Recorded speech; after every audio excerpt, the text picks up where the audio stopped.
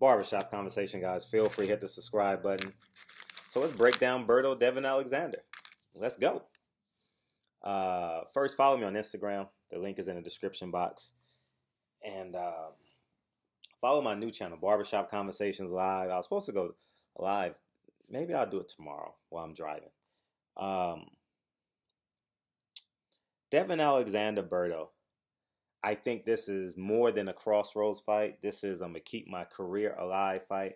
This is, am I worthy of being a main event fighter again on a big level? The loser can always go to a casino and be a main event fighter, but in a actual arena. Let me talk about Devin Alexander. I thought Devin Alexander, I just watched that fight today. I watched Sean Porter versus Berto. I watched Berto versus Victor Ortiz, and I watched Victor today. And I watched Victor Ortiz versus Devin Alexander today. And I'll say this. Devin Alexander looked like the fresher fighter, the more fresh fighter.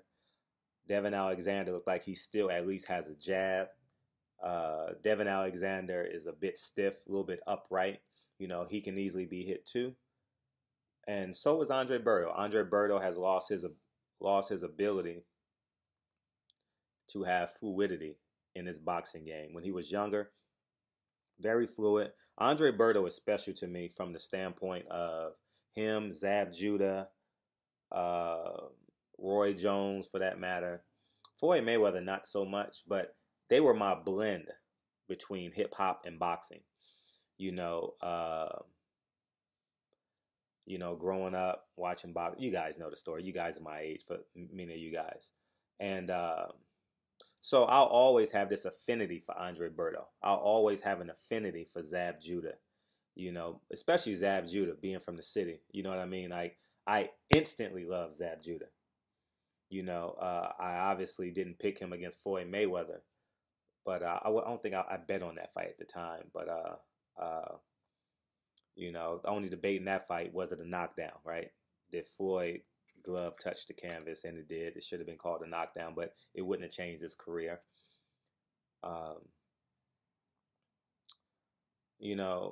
I think this may be the end for Berto. I think Berto, when Berto gets hit, he gets stiffened, right? He stiffens up. There's no reflexes out of him. Like when a fighter gets hit, he slips like 15% of the punch and then comes back and or protects himself. You guys know the physical movements in which I speak of. Berto, when he gets stiff, he stops.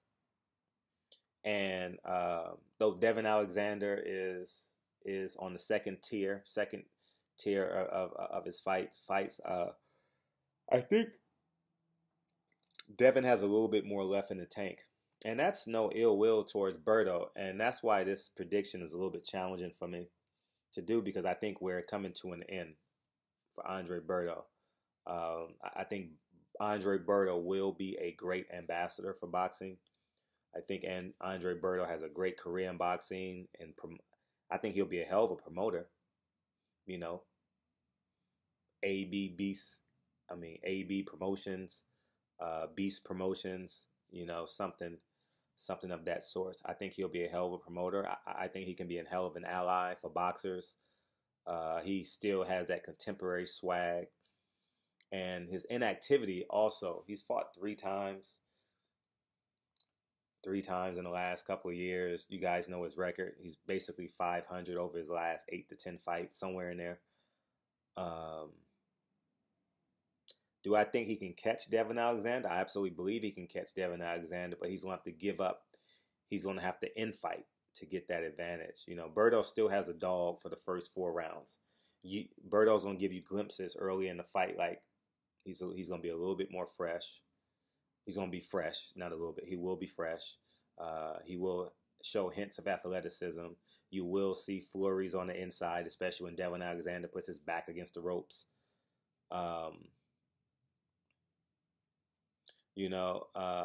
Some like Mark Jackson was that guy for me. Like to see his career coming to an end when he started gaining weight and started backing down guards.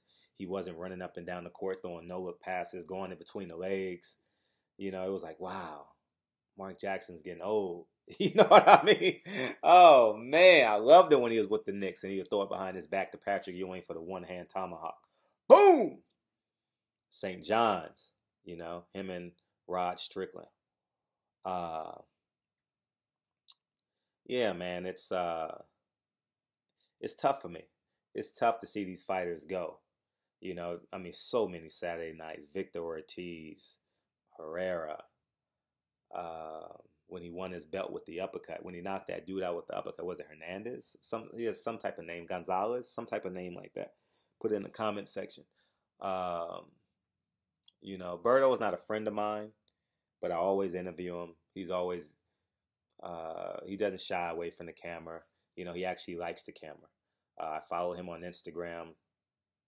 He's an ambassador. He's a socialite, and I don't mean it from a feminine perspective. I mean it from a perspective of he likes the limelight. He likes being the center of attention. He knows everyone in Hollywood and in the hood. So I think he has a bright future ahead of him. This isn't his eulogy. I don't think this is his eulogy, but it's just hard when you like, damn, he's like the end is drawing near, And I don't think when you have a life outside of boxing at the magnitude of Andre Berto, it's hard to find that dog in the late rounds. It's hard to find that dog. And I'll use me as an example. I don't fight the same battles I used to fight when I was younger. I mean, I just let them subside and I'll go get them when I want it. You know what I'm saying? It's like, it's just not worth my energies, And Devin Alexander, I believe the infusion in his camp of youth will help him greatly. We all know Kevin Cunningham has gotten a lot of fighters, but Kevin Cunningham needs a win. He's won 1-1 over his last 3 fights that I've seen. Tank with the 3rd round stoppage, 4th round stoppage, whatever it is, 2nd round, whatever it was. Adrian Broner drew, and Robert Easter lost. So he's 1-1. So Kevin Cunningham needs this win, and we'll see how it turns out. Let me know what you guys think in the comment section. I'm speaking to a lot of people, and everyone has it.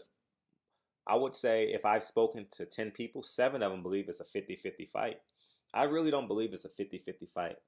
But we'll see. I'm excited to watch it. I love Andre Berto on Saturday night. I never really was a huge Devin Alexander fan. He never really touched me. Excited me in terms of his personality. I've always respected his boxing ability. Don't get me wrong. I'm talking about just in terms of personal attachment to him. I never really interviewed him much. I've been to his fights. I covered the Amir Khan, Devin Alexander, if I'm not mistaken. I covered that fight. But I'm just not,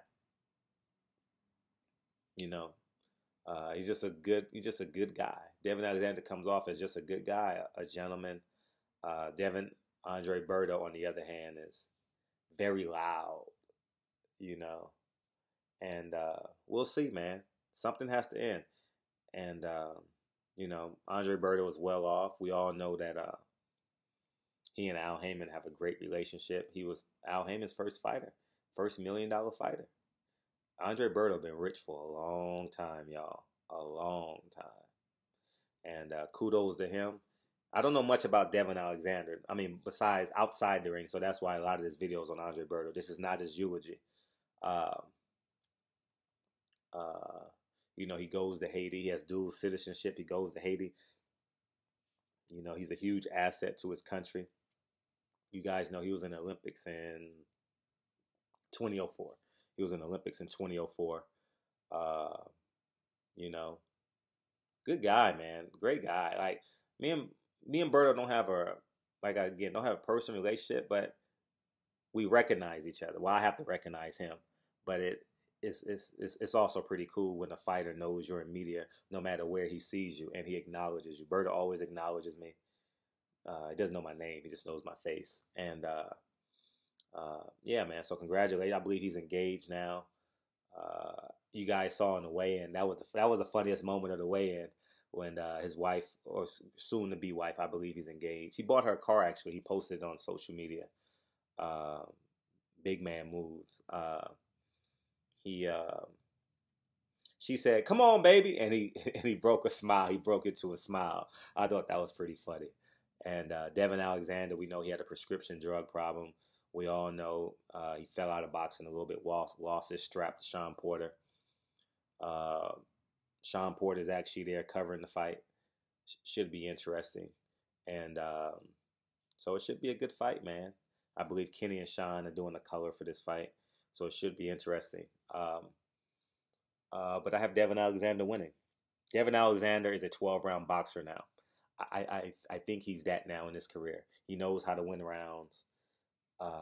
He doesn't have the dexterity or the fluidity in his game as he used to have. But I think it's more than Andre Berto right now. So we'll sit back and see. And I'll be watching right along with you guys. Don't forget, it's an early time on the East Coast. Don't forget, it's early time out here too. I think it's 4 o'clock Pacific time. Okay, I know we're used to 9 and 6, 7 and 10, but that's actually to our advantage because all of us really want to see how Kovalev responds tomorrow. I think this is his first step-up fight since Ward, so we'll sit back and see how he responds, and so we'll see. So anyways, man, barbershop conversations, man. Let me know what you guys think. We'll see. I'm excited to watch the fight as you guys are. So anyways, barbershop conversations. Feel free to hit the subscribe button. Talk to you guys soon. Peace.